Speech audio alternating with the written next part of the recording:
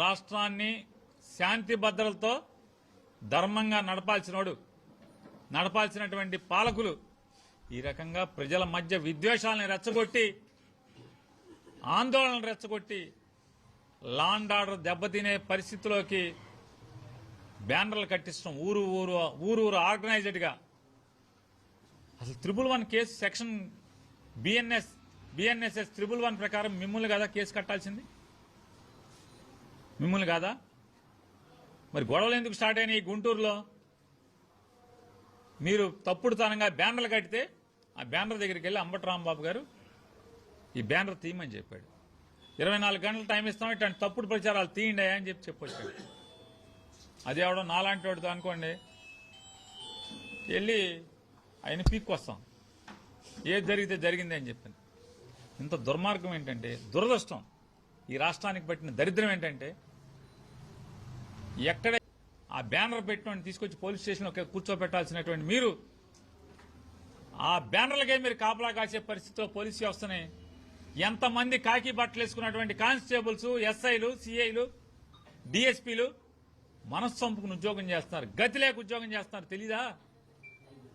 పైనుంచి డీజీపీ చెప్తాడు, ఎస్పీలు చెప్తారు, సిపిలు చెప్తారు, డిఐజీలు చెప్తారు, ఐజీలు చెప్తారు. ఎదురు తిరగలేక ఈ పాపాలకన్నీ సహకరిస్తున్నారా లేదా? ఏం చేస్తారు? ఏమన్నా అంటే డిసిప్లినరీ యాక్షన్, క్రమశిక్షణ, ఉద్యోగం నుంచి పీకాయి. వాళ్ళు చదువుకుని అమ్మా నాన్న కష్టపడి చెమటోడ్చి రెక్క మొక్కలు చేసుకుని వాళ్ళని చదివించి పోలీసు ఉద్యోగస్తులుగా తయారు చేస్తే ఇవాళ మీరు ఎవరికో లొంగిపోయి లా అండ్ ఆర్డర్ను కూడా ఈ రకంగా దిగజార్చి చేస్తే ఎంత ఆత్మక్షోభ ఈ పోలీసులకి, కానిస్టేబుల్స్ కానీ, ఎస్ఐలకు కానీ, సిఐలకు కానీ, డిఎస్పీలకు కానీ ఎంత క్షోభ. అది క్షోభతో ఉద్యోగం చేస్తుంటారు వాళ్ళు. ఇది తప్పు కదా డీజీపీ గారు? ఇది ఈ రకంగా పోలీస్ వ్యవస్థని తయారు చేయటం ఏమైనా ధర్మమా మీకు? ఇది మీ అమ్మగారు నాన్నగారు కూడా ఎన్నో ఆశలతో మిమ్మల్ని ఐపీఎస్ ఆఫీసర్ చేసి ఉంటారు కదా. అంటే మా మీద ఏంటంటే మీ రాష్ట్రం కాదు కదా అని మమ్మల్ని ఈ రాష్ట్రాన్ని ఈ రకంగా దిగజార్చడం లా అండ్ ఆర్డర్ దీంట్లో ఇది అన్యాయం కదా డీజీపీ గారు. ఇది ఆ రోజున గుడికెళ్ళి పార్టీ పిలుపు మేరకు గుడికెళ్ళి స్వామివారికి దేవుళ్ళకి అర్చన చేసి, అయ్యా ఈ పాలకులకి మంచి బుద్ధి ప్రసాదించవయ్యా, ఈ రాష్ట్రాన్ని రావణ కాష్టం చేసేలాగా తయారు చేస్తున్నారు అని చెప్పి పూజలు చేసి, ఎందుకంటే దేవుడిని నమ్మేవాళ్ళం కాబట్టి పూజలు చేసి బయటకు వస్తే బయట అంబటి రాంబాబుని అవమానకరంగా కర్రలతో లాఠీలతో జనాలు దాడి చేస్తే కారు మీద పడి ఆడవారు కూడా సభ్యత మరిచి అంబటి రాంబాబు గారిని, వారి తల్లి గారిని, వారి భార్య గారిని, వారి శ్రీమతిని పచ్చిగా వినలేని భాషతో తిడతంటే ఏం చేస్తారు? రాంబాబు కూడా మనిషే కదా, అంబటి రాంబాబు గారు మనిషే కదా, మనిషే కదా. అయినా కూడా ఇంటికెళ్ళి వెంటనే ఆయన ప్రెస్ మీట్ పెట్టి చెప్పాడు, నన్ను ఘోరాతి ఘోరంగా అవమానించారు, నేను ఆత్మహత్య తప్పితే నాకు ఇంకొకటి శరణం లేదు అనే స్థితిలో నన్ను దుర్భాషలాడారు.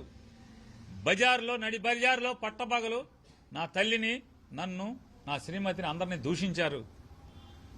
తట్టుకోలేక నేను వాళ్ళతో పాటు ఇది చేయించినటువంటి వారిని కూడా మాట జారి వచ్చి ఉండొచ్చు, అయినా కూడా తప్పే నాది, నేను విచారిస్తున్నాను, ఆ మాటలు నా నోట్లోంచి వచ్చినందుకు నేను విచారిస్తున్నాను, నా మాటలు వెనక్కి తీసుకుంటున్నానని చెప్పని నిన్న మధ్యాహ్నం ఇంటికి వెళ్ళంగానే ప్రెస్ మీట్ పెట్టి చెప్పారు. ఇక అంతకన్నా యోగ్యుడు మీ పార్టీలో ఒక్కడన్నా చూపించండి.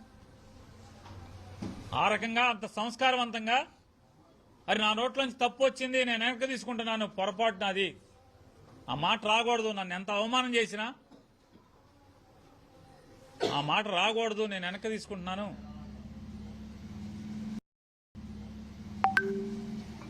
ఎవరిని అలా మాట్లాడకూడదు అని చెప్పని పొరపాటు అయిందని చెప్పినోడి కన్నా ఆ రకంగా పశ్చాత్తాపడినటువంటి ఒక్క తెలుగుదేశం నాయకుడు, ఒక్క జనసేన నాయకుడిని చూపించండి. మీరు ఎవరున్నారు?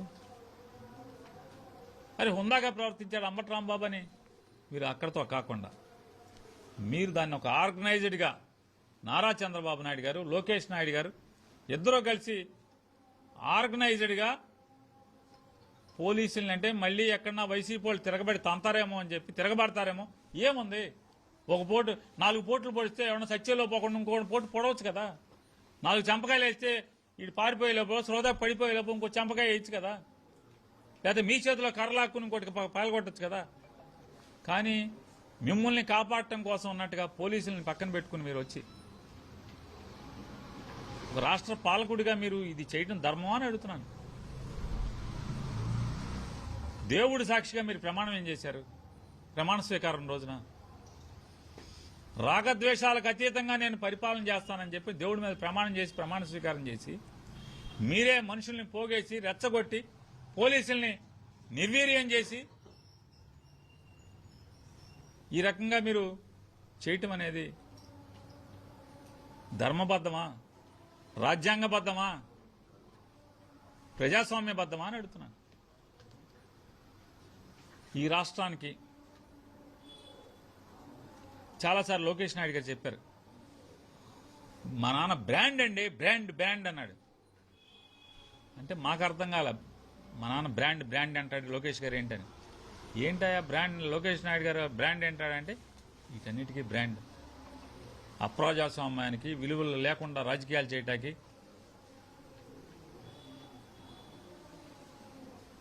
పక్క పార్టీలో గెలిచిన వాడిని అదే గుర్తు మీద ఎమ్మెల్యే రాజీనామా చేయకుండా అదే గుర్తు మీద మంత్రిని చేసి మా ప్రభుత్వంలో వైసీపీ కూడా ఉందని చెప్పని వంకర మాటలు మాట్లాడేటువంటి బ్రాండింగ్, ధనరాజకీయం బ్రాండింగ్, ప్రజాస్వామ్యాన్ని కూనీ చేయడం ఒక బ్రాండింగ్ తప్పితే ఈ రాష్ట్రానికి ఏంటి వారు చేసింది ఇక్కడ? దేనికి బ్రాండింగ్ అని అడుగుతున్నాను. లేదా ఎలక్షన్లో ప్రతిసారి ఇవాళ కాదు, నందమూరి తారక రామారావు గారిని వెన్నుపోటు పొడిచి పడేసిన దగ్గర నుంచి జరిగిన ప్రతి ఎన్నికల్లో 96 పార్లమెంట్ ఎన్నికల, లేదా 99 అసెంబ్లీ ఎన్నికల, లేదా 2004 అసెంబ్లీ ఎన్నికల, 2009 అసెంబ్లీ ఎన్నికల, 2014 అసెంబ్లీ ఎన్నికల, 2019 అసెంబ్లీ ఎన్నికల, 2024 అసెంబ్లీ ఎన్నికల, ఏ ఎన్నికలైనా సరే చాంతాడంత హామీలు ఇవ్వటం, అయిపోయాక ఏడ్చేస్తాం, ఖజానా ఖాళీ. ఇవాళ కాదు, 1996 నుంచి ఆయన ఒకటే డైలాగ్, ఖజానా ఖాళీ, డబ్బులు లేవు, ఏం చేస్తాం, హామీలు ఇచ్చాం, చేద్దాం అనుకున్నాం, చేయలేకపోయాం. దీనికి కదా బ్రాండింగ్. వాయు వరుసలు లేకుండా బీజేపీతో కలవటం, బీజేపీని కలవటం మా చారిత్రక తప్పిదం, జన్మలో మళ్ళీ బీజేపీతో కలవనని చెప్పడం. ఏ కాంగ్రెస్ పార్టీ పతనం కోసం పుట్టిందో తెలుగుదేశం పార్టీ, అదే కాంగ్రెస్ పార్టీతో చట్టాపట్టాలు వేసుకు తిరగటం, మళ్లీ బీజేపీతో కలవటం. మోడీ దుర్మార్గుడు, దుష్టుడు, నరరూప రాక్షసుడు అని చెప్పి అతను రాజీనామా చేయమని చెప్పి డిమాండ్ చేసి కేంద్ర ప్రభుత్వం నుంచి బయటకు వచ్చి మళ్లీ అదే మోడీ గారి సంకనెక్కటం, మోడీ గారు ఈరుడు సూర్యుడు అని చెప్పటం, మళ్లీ మోడీ లుచ్చాహాయ్ బచ్చాహాయ్ అని చెప్పి మోడీ ఒక టెర్రరిస్ట్ అని చెప్పని మాట్లాడటం. మళ్లీ మోడీ గారు ఇంటర్నేషనల్ మేధావి, అతను దేశానికి మేధావి కాదు, మోడీ ప్రపంచానికి మేధావి అని చెప్పని పొగట్టం. ఏమంటారు దాన్ని? దీనికి కదా బ్రాండింగ్. నాన్నగారు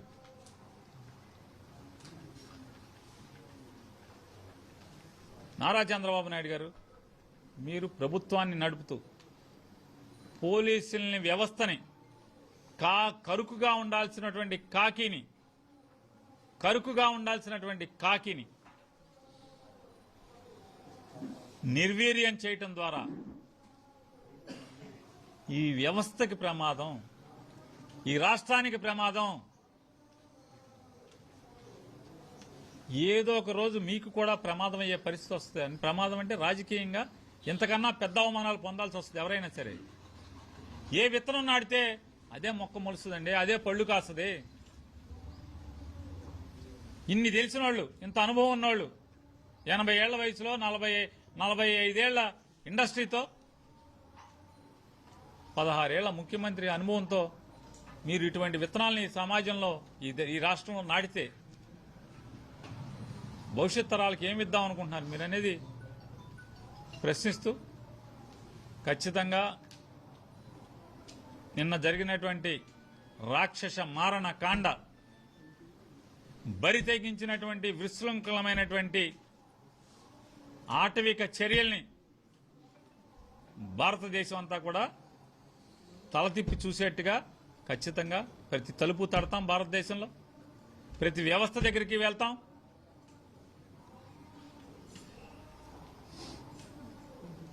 యాభై ఏళ్ల అనుభవం లేదా 16 ఏళ్ల ముఖ్యమంత్రిగా ఉన్నటువంటి నారా చంద్రబాబు నాయుడు గారు